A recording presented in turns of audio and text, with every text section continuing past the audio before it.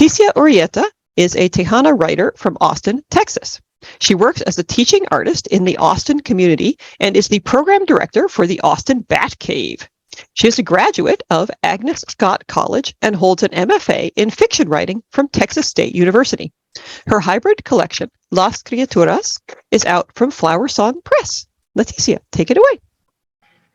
Thanks, Elaine. Yeah, thank you all so much for having me, and it's just great to be a part of this reading. I'm going to read one of the shorter pieces from Las Criaturas, my book, which is a pretty short hybrid collection of poetry and prose that explores kind of the monstrous feminine in us.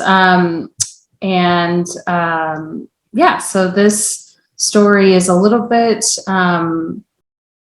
horror, I guess, like a little bit more horror adjacent, and it does have a little bit of body horror in it, so just a content warning.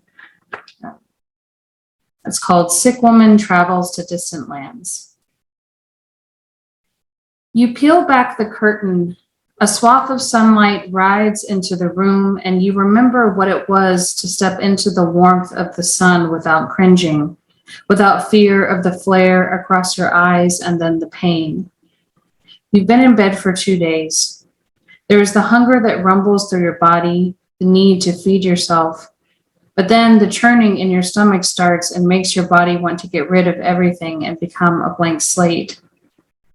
The world darkened when the virus spread.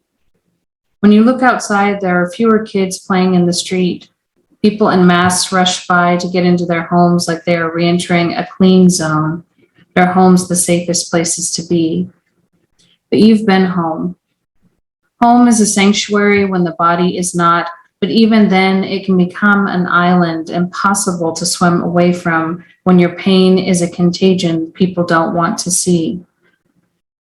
On the night you come to me, it snows for the first time after 100 years.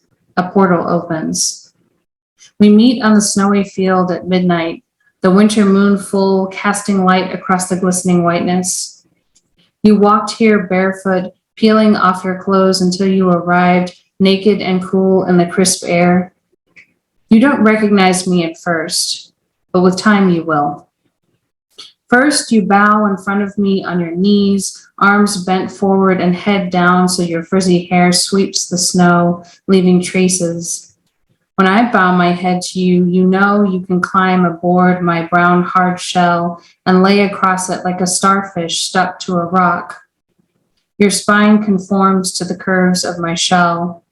Your skin melts, becomes hot and sticky against me as we become one being.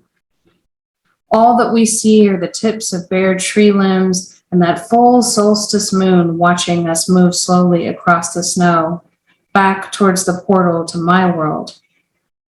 Your body has melded so seamlessly with my shell that you feel to me like a second spine, a layer of protection from the monsters of your world who would cage me or tear my shell from the rest of my body to consume me.